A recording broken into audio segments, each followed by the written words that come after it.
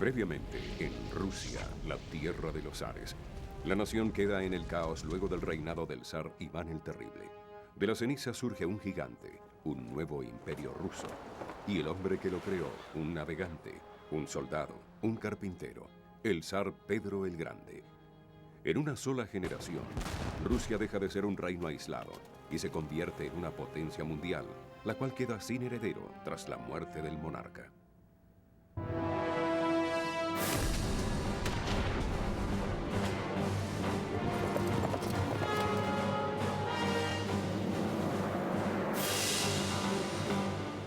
Rusia, la tierra de los zares.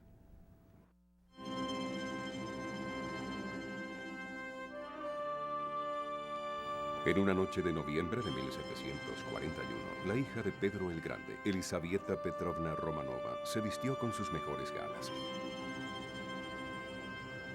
Al igual que su padre, la gran duquesa Isabel amaba las sorpresas, y para aquella noche había planeado un acto insólito, la toma de la corona del imperio más vasto de la tierra. Elizabeth built upon the popularity she had with the guards, and when her carriage ran through the streets of St. Petersburg, there would often be cries, Elizabeth, you are our true empress, you must take the throne. El padre de Isabel, el legendario zar Pedro, había transformado Rusia en una superpotencia del siglo XVIII. Mediante las armas controló el balance de poder entre el norte de Europa y el occidente asiático, además de llevar el imperio hasta el Pacífico. Pero al morir sin haber nombrado un heredero al trono, Pedro dejó una nación agitada. Algunos veían a Isabel como la sucesora natural, pero los enemigos del difunto zar tenían sus propias intenciones con respecto a la corona. Además, con apenas 15 años, la hija de Pedro no estaba lista para luchar contra la despiadada corte rusa. Isabel no tuvo más remedio que ver durante 16 años cómo las facciones rivales llevaron a los Romanov al borde de la extinción. El trono fue ocupado primero por su madre, luego por un sobrino y después por un primo. Las penurias, la viruela y la muerte acabaron con todos ellos. Finalmente, un primo lejano, un bebé de 2 meses con apenas una gota de la sangre del zar Pedro, fue proclamado emperador de Rusia. Elizabeth is well aware that her family once were the controllers of the throne, and so she feels some threat that if she doesn't make a play for power, she may suffer even worse consequences. She might be sent to a convent. Con un infante en el trono imperial, Isabel reconoció que era el momento para entrar en acción. El 25 de noviembre de 1741, la hija de Pedro el Grande vistió un uniforme de la Guardia Real, reunió a los oficiales más leales a su padre y encabezó un rápido golpe de Estado, sin derramar una gota de sangre. Su infortunado rival, el pequeño zar, fue encerrado por el resto de su vida. Isabel tenía 32 años cuando tomó la corona, la cual le pertenecía por derecho. She was brilliant in her transfer of power. She immediately came out with an accession manifesto that said, I will rule in the spirit of my father and my mother. I will be a reformer. I am a Russian. I will keep Russian interests at heart. We have finally gotten rid of this treasonous group who had occupied the throne and robbed Russia of its riches. Isabel no tardó en nombrar a su propio heredero. Aunque no tenía hijos, en 1742 la nueva emperatriz escogió a su sobrino alemán, Pedro Ulrich, como sucesor al trono. He was born under the luckiest of stars. The kid, at the moment of birth, could have been the Grand Duke of Holstein, the King of Sweden, or the Emperor of Russia. Now that's a very good bloodline. A los 14 años, el afortunado pequeño príncipe dejó su querida Holstein en Alemania para unirse a la corte rusa. Sin embargo, había un problema. El futuro zar Pedro III odiaba Rusia y todo lo que a ella perteneciera. He was Empress Elizabeth's nephew, and he was designated by her to be the heir. He was truly a foolish, stupid character. He was immature. He had a shrill, irritating voice and thought that the height of wit was to stick his tongue out. Pedro, debido a su personalidad dudosa y su odio por Rusia, no era el mejor de los candidatos para el trono.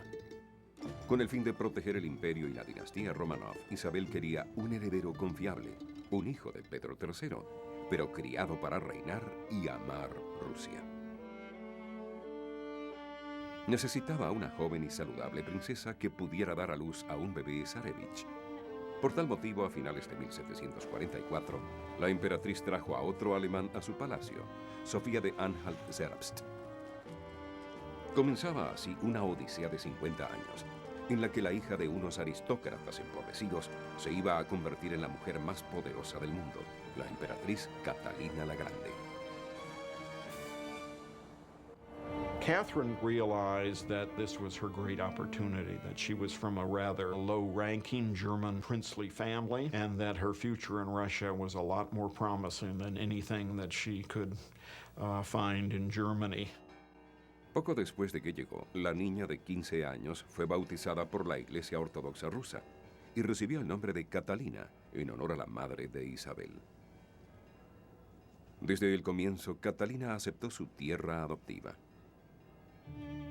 Lo único que a la princesa no le gustaba de Rusia era su prometido, el heredero germánico a la corona rusa, el gran duque Pedro III. La poca inteligencia y el carácter infantil de Pedro no eran de mucha ayuda para el romance. Peter's passions were his toy soldiers. He would bring them to bed with them and put them through their maneuvers, and she had to play along. He would kind of drill her and march her around and this kind of thing. She got tired of that. She walked in one day to find a rat hanging from a rope, and he explained to her that the rat had committed treason and that he was paying the penalty. So this is what she was dealing with in terms of a husband, an imbecile. El cielo se llenó de fuegos artificiales la noche de la boda real, pero en la cama de los recién casados el ambiente fue muy distinto. En la arena de la política palaciega, la búsqueda de un heredero estaba por tornarse en un acto de supervivencia. En las circunstancias reinantes, cumplir con tal tarea podía tomarle a Catalina más tiempo de lo esperado y algo de ayuda extramarital.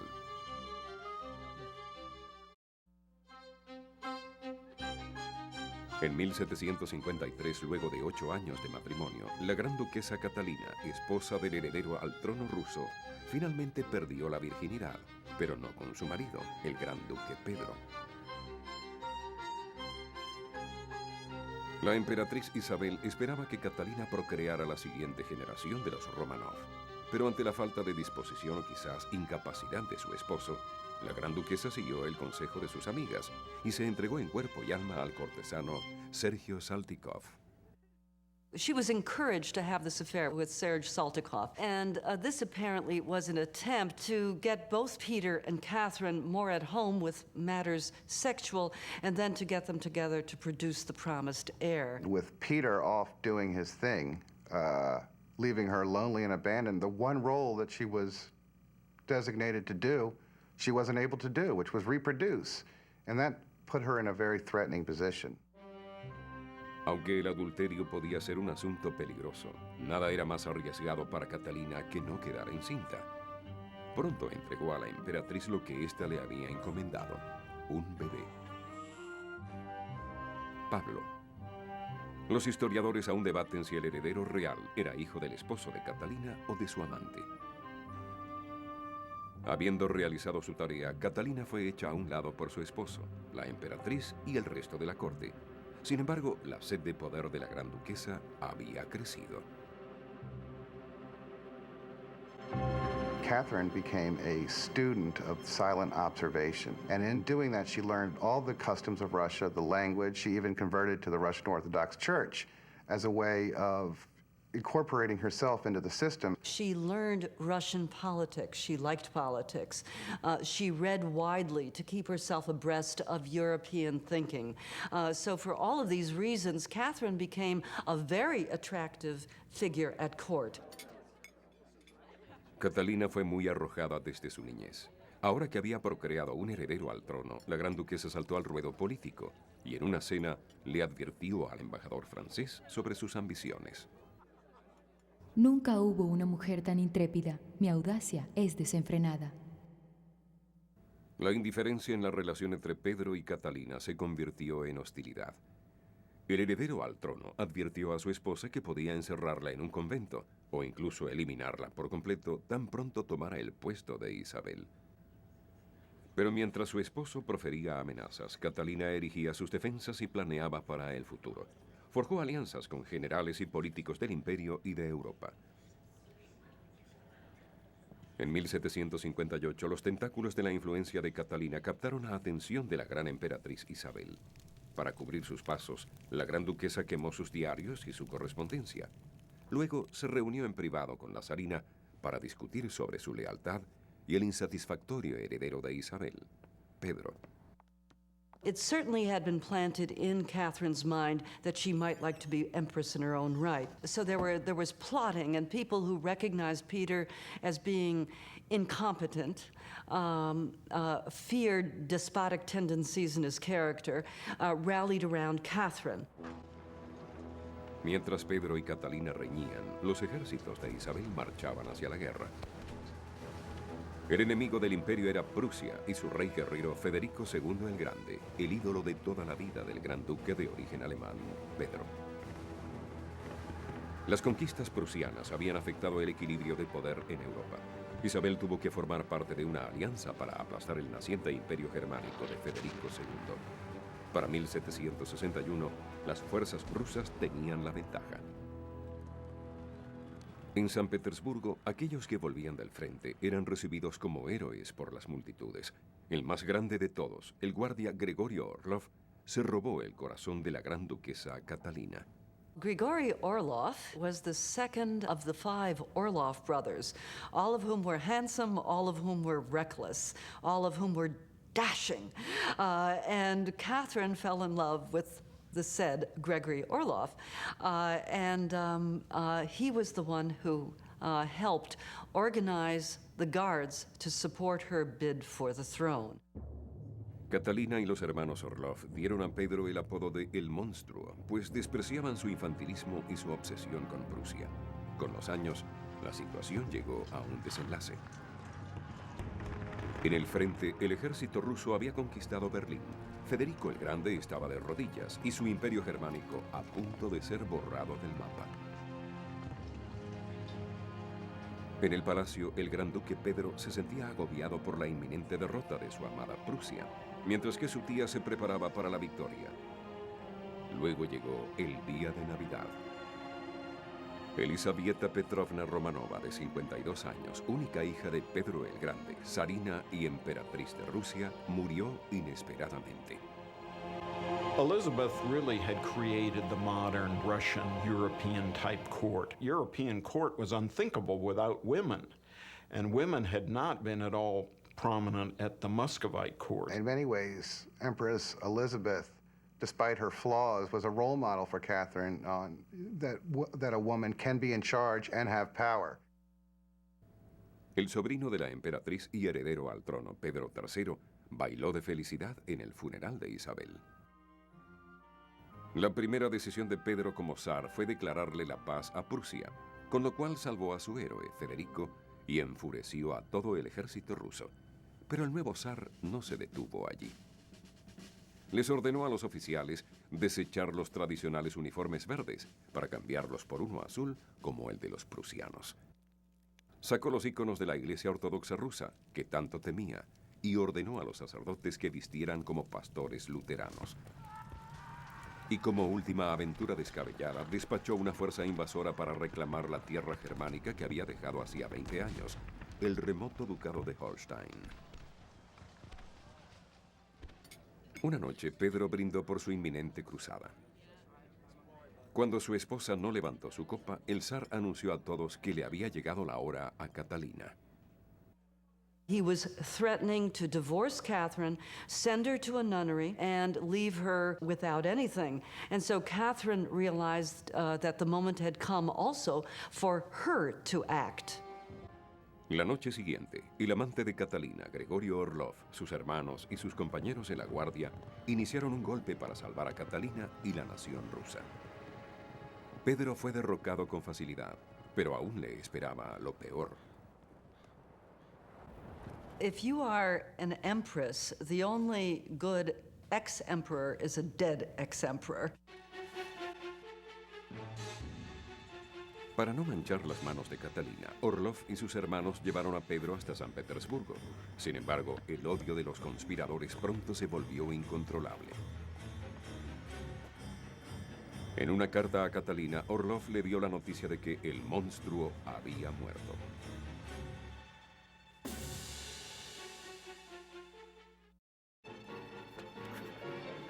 En julio de 1762, Pedro III, zar de Rusia, sufrió un infortunado y mortal accidente. Había chocado con las ambiciones de su esposa, Catalina la Grande.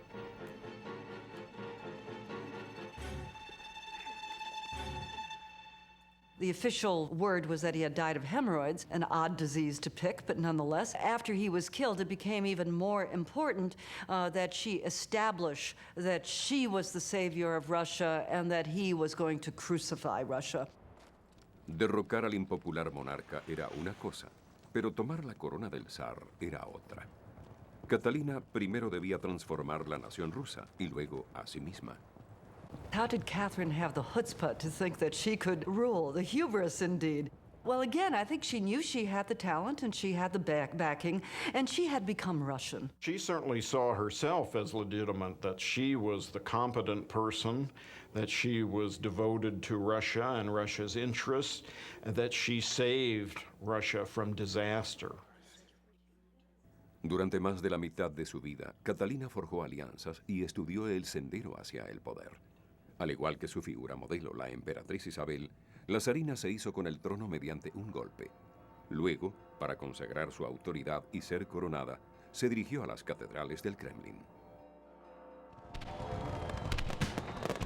She immediately orchestrated a brilliant coronation in which she was celebrated as elected by the people. And then she embarked upon a program of reform.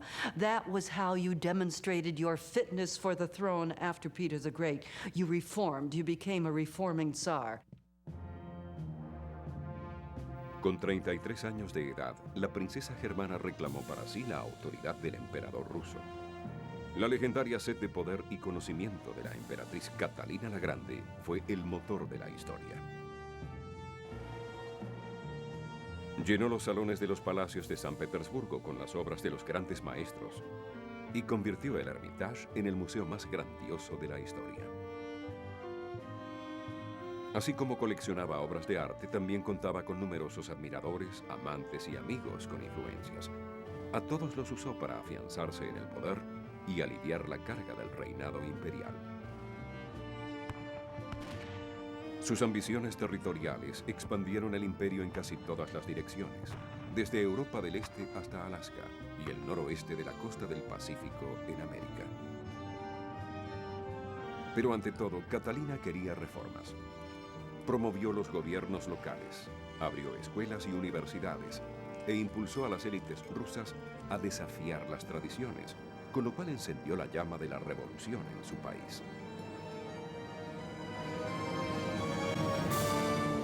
The entire Russian elite felt as though they were having a honeymoon period with her because they discovered that finally they had an empress who spoke the same language as they did, the language of the Enlightenment, who had the same goals as they did, namely to make Russia a state based on law, not based on personal rule, and they applauded this empress of theirs.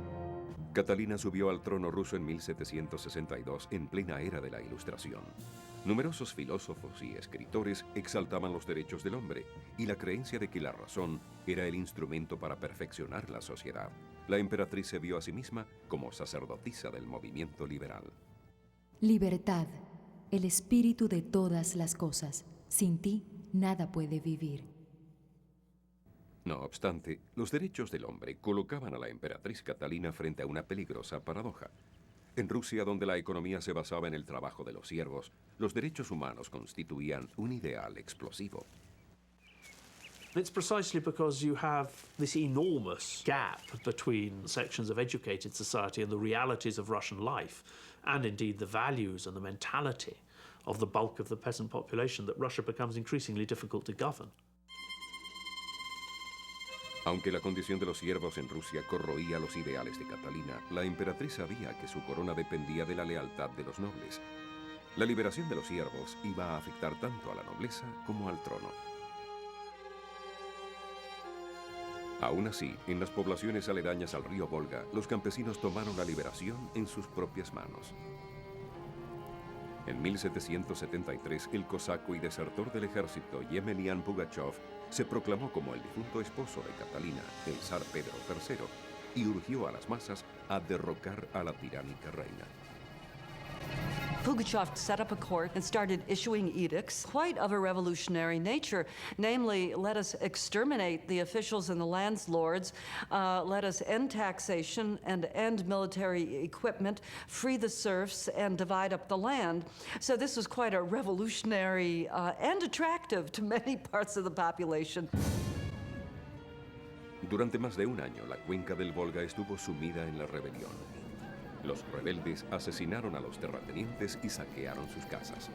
Sin embargo, aunque contaban con más de 100.000 hombres, las fuerzas de Pugachov no pudieron con el ejército de Catalina. En 1774, el impostor fue capturado, llevado ante la corte en una jaula de hierro, interrogado y ejecutado. Su revolución campesina murió con él. Y aunque el destino de los obreros pobres nunca dejó de representar un problema para el imperio, para Catalina los derechos humanos terminaban donde comenzaba su reinado absolutista. It's been said by people who were in her entourage that she developed a fear of the common people and a conviction that it was much too early to free the serfs. Catalina estaba comprometida con las reformas, pero la supervivencia era primordial. Para sobrevivir, la soberana rusa muchas veces recurrió a la fuerza bruta, la conquista y la expansión. There's a very clear logic in Russia's expansion, just as there's also a political logic. I mean, the ruling class of Russia is a landowning aristocratic class. Territorial expansion brings them enormous benefits. The state itself is a sort of deal between the Tsar and the aristocracy, and both of them gain tremendously from expansion. Catalina sabía que la expansión de Rusia hasta las orillas del Mar Negro siempre estuvo entre las metas de los zares. La conquista de ese territorio en manos del Imperio Otomano se convirtió en la obsesión de la zarina. En 1768, los ejércitos de Catalina se enfrascaron en una lucha de varios años con los turcos otomanos y sus aliados. La guerra ejerció gran influencia en el reinado de la emperatriz y su vida personal. Obviously, she could not be a general in the field, but she paid a lot of attention to the armed forces, made sure they were loyal to her. She gave them all sorts of favors. Uno de los comandantes victoriosos de la campaña contra los turcos se granjeó el favor de la emperatriz, Gregorio Alexandrovich Potemkin. A medida que los turcos retrocedían hacia el sur, Potemkin ascendió en la corte a tal punto que opacó a antiguos favoritos como Gregorio Orlov. Potemkin was tall, one-eyed, he lost an eye, greasy, brutish, all qualities that repulsed most women, but to Catherine, he was just the end.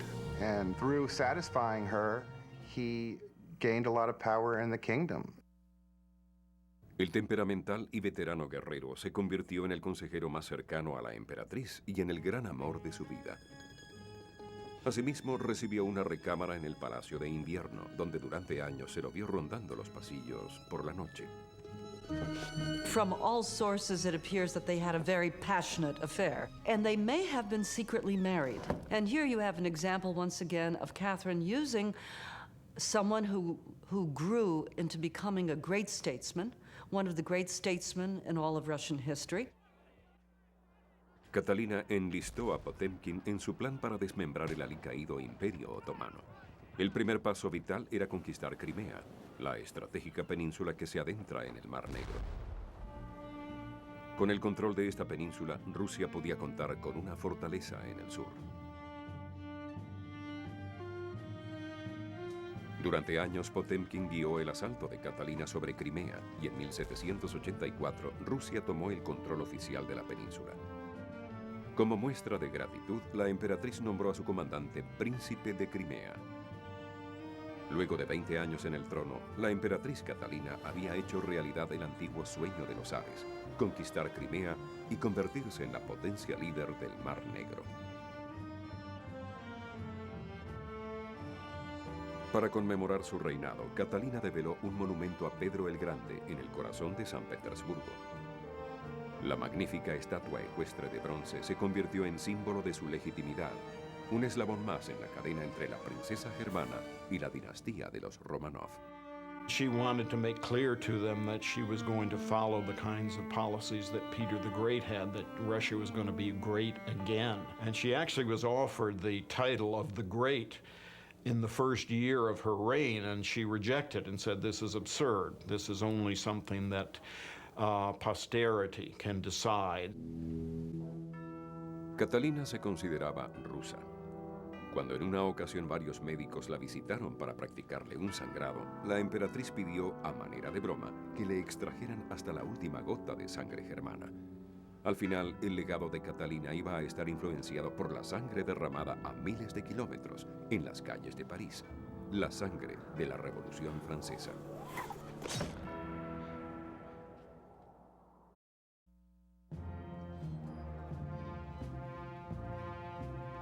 Para el comienzo de la última década del siglo XVIII, la emperatriz Catalina de Rusia era la mujer más poderosa del mundo. Con mano firme y gran fe en el progreso y la reforma, reinaba sobre un territorio que se extendía desde Polonia hasta Alaska y que estaba poblado por unos 30 millones de nobles, plebeyos y siervos.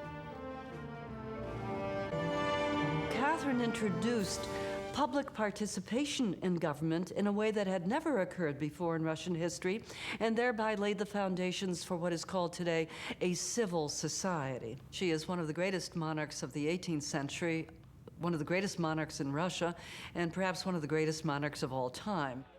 Sin embargo, la poderosa emperatriz no pudo hacer nada para impedir los hechos que estaban ocurriendo en otro continente, específicamente en las calles de París, hechos que moldearon el destino de Rusia. En 1793, el terror revolucionario acabó con la vida de Luis XVI, rey de Francia. Para Catalina, su ejecución representaba un crimen contra la voluntad de Dios. She saw Louis XVI beheaded, and she started doubting the Enlightenment ideals that may have resulted in all of this. So she became somewhat panicked by the French Revolution. En 1796, la revolución trascendió las fronteras galas, conforme el ejército de la República de Francia entraba en Italia, comandado por un joven y brillante militar. Napoleón Bonaparte había entrado al escenario de la historia. Catalina, de 67 años, sabía que su propia salida de la historia no estaba lejos, pero quería que su imperio continuara bajo el gobierno de alguien de su propia sangre y no de una muchedumbre populista. Por ley, Catalina podía elegir a su sucesor. El zarévich Pablo, el hijo que dio a luz para su difunto esposo, Pedro, no era precisamente su favorito. Catherine was afraid of Paul. She saw qualities in him, dangerous qualities. He was a cruel, unstable, dangerous person.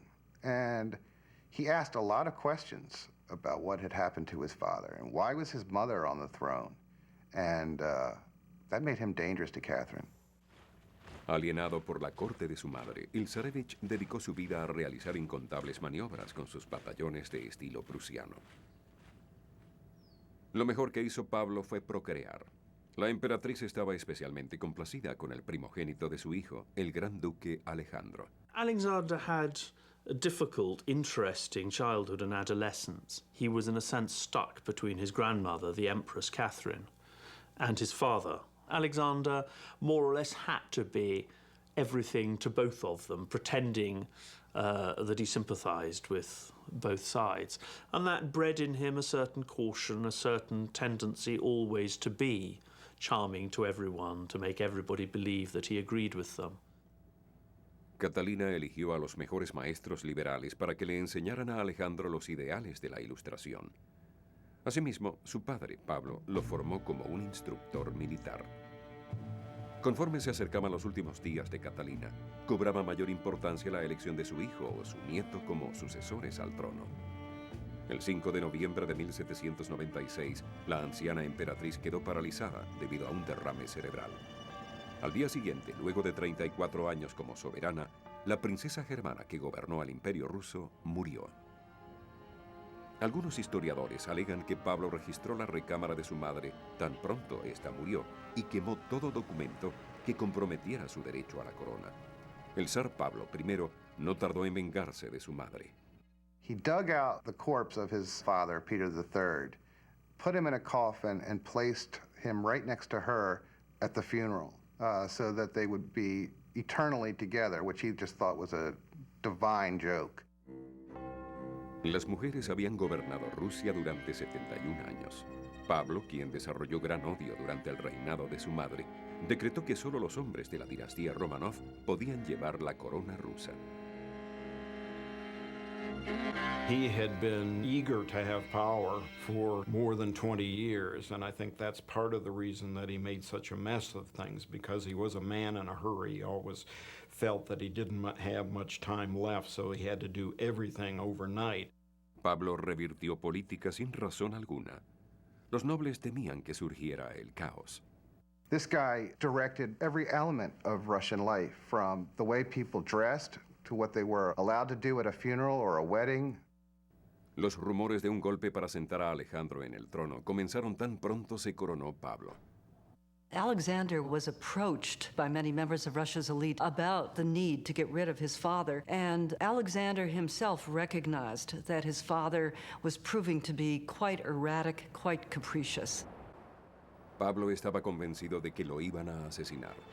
Por ello mandó a construir un palacio a manera de fortaleza, rodeado por una fosa y numerosos centinelas. Se mudó antes de que se secara la argamasa y puso a su hijo en arresto domiciliario. A los días, los conspiradores entraron en acción. En la noche del 11 de marzo de 1801, los guardias del palacio de Pablo permitieron la entrada de varios hombres pertenecientes a los círculos internos de la corte. Los conspiradores encontraron al zar escondido en su habitación. La escaramuza que se produjo a continuación terminó en sangre. Por tercera generación consecutiva, un Romanov despojó a otro de la corona. Sin embargo, el asesinato del zar infundió gran culpa en el sucesor de 23 años, Alejandro Pavlovich. I'm sure they told Alexander that Paul would simply be pushed aside, and I'm sure Alexander persuaded himself that that would be the case. But it wasn't realistic. You couldn't have a retired Tsar sitting in some palace on the outskirts of Petersburg waiting for the next coup against his son in order to be restored. It was never viable. Aunque Alejandro no participó en el golpe, tampoco hizo nada para detenerlo. Su reinado estuvo igualmente plagado de indecisiones y contradicciones. Inspirado en los ideales liberales, el nuevo zar tanteó la posibilidad de crear una constitución, pero nunca concretó su intención. Under Alexander I, it was difficult to know in what direction Russia would go. He couldn't make that decision, that momentous, heroic decision to oversee the devolution of his own power. Mientras Alejandro meditaba sobre el futuro de Rusia, un pujante general se declaró a sí mismo emperador de Francia y dio inicio a sus planes de reconstruir Europa. Era Napoleón Bonaparte. You could not find two more different men than Napoleon and Alexander I. Napoleon was completely filled with self-confidence. He felt called upon to be the master of the universe, never doubting his genius, never doubting his flair, never doubting his strategy. Whereas Alexander I seems to have been born confused and not knowing exactly what direction he wants to take, and so he goes off in all these various directions. En 1807, Napoleón obligó a Alejandro a firmar un tratado de amistad. Sin embargo, el zar de Rusia y el autoproclamado emperador de Francia estaban por convertirse en enemigos en la lucha por el destino de Europa. As the French destroy the two great intermediary powers, Prussia and Austria, Russia is faced with a big dilemma. Because obviously, if Napoleon dominates the whole of Europe from the Atlantic to the Russian border, he controls such immense resources that he's basically going to be able to make Russia do whatever he wants. En 1811, Alejandro finalmente tomó partido y desafió las ambiciones de Napoleón, aliándose con Inglaterra y preparándose para librar una guerra contra Francia. El emperador galo respondió con fuerza. Unos 500.000 soldados, el ejército más grande en la historia de Europa, marcharon hacia Moscú. Ante semejante número, los comandantes del zar recurrieron a la estrategia que durante siglos había servido a Rusia: retroceder y hostigar a los invasores, mientras estos se adentraban en el vasto territorio. Durante todo el verano, Napoleón marchó hacia el interior de Rusia. Buscaba una batalla decisiva, pero solo encontró tierras hostiles y desoladas. En la mañana del 7 de septiembre de 1812, a un día de distancia a caballo de Moscú, Napoleón encontró lo que buscaba: más de 120.000 soldados rusos, el ejército imperial de Alejandro, listo para combatir hasta la muerte en los campos de Borodino.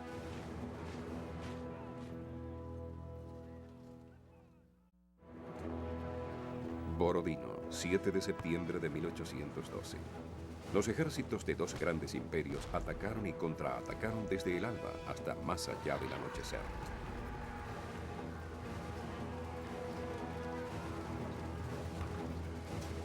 Durante más de una década, Napoleón Bonaparte había marchado incólume por toda Europa. Los ejércitos del zar Alejandro constituían el último obstáculo en su camino a la dominación continental. For Napoleon to win in 1812, he had to destroy the Russian army, because otherwise they would just go on retreating in front of him, and in the end, his own line of supply would become so immense that his army would disintegrate. 75.000 hombres murieron ese día. Ambos bandos se declararon victoriosos, pero el número de bajas convenció a los generales rusos de que debían dejarle a Napoleón el campo de batalla y la ciudad de Moscú. The losses on both sides were enormous, and it was very clear to the French soldiers and generals that the Russian army's will to fight was by no means exhausted. Durante semanas, Napoleón esperó a que Alejandro le concediera la victoria. Luego, los mismos rusos incendiaron el botín, Moscú. Más de la mitad de la ciudad quedó en cenizas. Para los rusos se trataba de un sacrilegio. Para Napoleón, un desastre. The main impression was horror, that having marched all this way and seized Moscow, he was actually no closer to achieving his goal. Because sitting in Moscow through the winter, even if the city hadn't been destroyed, was impossible. Napoleón dio la orden de retirada muy tarde. El invierno ruso había llegado antes de tiempo y con fuerza. Los franceses estaban a unos 2.400 kilómetros de casa, con muy poco para comer y refugiarse de la tormenta. El emperador Alejandro conminó al pueblo ruso para que aniquilara al enemigo. Personas de todos los estratos se alzaron furiosas y atacaron a los invasores. Napoleon's mark of invincibility had been taken away from him. I mean, after all, he lost well over 500,000 men in that campaign. The losses were immense, huge, and in some ways the losses of the horses were even more important than the losses of the men, because even after losing 500,000 men in Russia, which was simply unprecedented in European history, what he couldn't do was make up for the loss of trained cavalry and trained artillery. And in that sense, the retreat was vastly important, because the French cavalry was virtually wiped out. Napoleón había entrado a Rusia con el ejército más grande en la historia de Europa. Pero cuando arribó a Polonia, la Grande Armée apenas llegaba a los 25.000. Para Alejandro, la quema de Moscú encendió la chispa de una mística conversión religiosa. El zar ortodoxo se embarcó en una santa cruzada para eliminar a Bonaparte y devolver las capitales de Europa a sus legítimos monarcas. Alexander feels that God has rewarded him for his strength and for his renewed Christian faith by giving him Napoleon, you know, on a plate, if you like, defeating the conqueror of Europe. Los ejércitos de Prusia y Austria se unieron a la cruzada. En 1814, el zar, al mando de las fuerzas aliadas, cruzó Europa hasta llegar a las puertas de París. Durante 25 años, Francia había tenido que soportar los embates de la Revolución y la guerra. Alejandro entró victorioso a París, una ciudad que anhelaba el fin del caos. This is actually the culmination of the 18th century in Russia. For the entire 18th century, Russia had been drawing itself closer and closer to Europe, trying to prove that it was an equal partner in the family of Europe. And now, here was the Russian Tsar leading the allied troops from all of Europe to unseat the evil usurper. Sin embargo, en la cuna de la revolución, la Guardia Élite de Rusia presenció el poder de las políticas liberales en acción. The ideas that these Russian soldiers picked up were ideas of a constitutional monarchy, not an absolutist monarchy. The idea that civil and political rights was something that all people should enjoy. The idea that equality before the law should be, and indeed a regime based on rule by law, should be the foundation for any modern state. Luego de su regreso a Rusia, muchos de los jóvenes oficiales que habían cabalgado con Alejandro hasta París aún albergaban las ideas de reforma y libertad. Se reunieron en secreto y tramaron lo impensable: crear una constitución para la sadista y absolutista Rusia. Los futuros revolucionarios no tenían esperanzas en el zar, pues este ya antes había abandonado sus ideas liberales. Alejandro decidió, en cambio, refugiarse en el misticismo religioso, aunque estaba al tanto de la naciente sed de reformas. En 1825, en las costas del Mar Negro, el emperador murió. Al no dejar hijos, el trono lo tomó su hermano menor, Nicolás I. Nicholas was 19 years Alexander's junior. So while Alexander I was a child of the Enlightenment, Nicholas I was not. Nicholas I grew up in an atmosphere of hostility to revolution and of breaking revolution wherever one might spot it. No obstante, la sucesión de Alejandro a Nicolás había sido mantenida en secreto, pues el futuro zar tenía sus dudas en cuanto al trono. None of this had been publicly established, so there was a sort of interregnum of a few days, and the conspirators took advantage of this to try to achieve the overthrow of the absolute monarchy. Los radicales vieron en la tambaleante sucesión la mejor oportunidad para actuar. El 14 de diciembre de 1825 se le ordenó a la Guardia Élite jurar lealtad al reinado de Nicolás I. Sin embargo, un grupo de oficiales rebeldes, los decembristas, se reunió en la plaza del Senado de San Petersburgo y comenzó a clamar por la adopción de un régimen constitucional. Para el mediodía había 700 rebeldes en la plaza, los cuales fueron rodeados por tropas leales a Nicolás. El futuro zar cabalgó hasta el lugar. Por un instante, el destino de Rusia se balanceó entre el absolutismo y la creación de una constitución. De pronto, Nicolás abrió fuego. La rebelión decembrista y el sueño de un cambio político terminaron en caos. El zar aún era el monarca.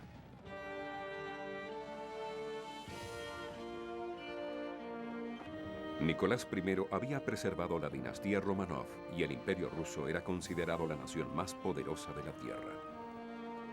Aún así, tan solo era el principio de 100 años de revolución.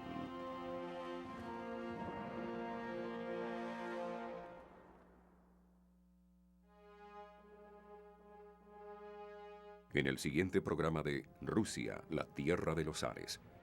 Llegado el siglo XX, el pueblo ruso ya no está dispuesto a servir al monarca absoluto. La tierra de los zares es consumida por el fuego de la revolución y la dinastía Romanov llega a su fin. De las cenizas emergerá una nueva Rusia.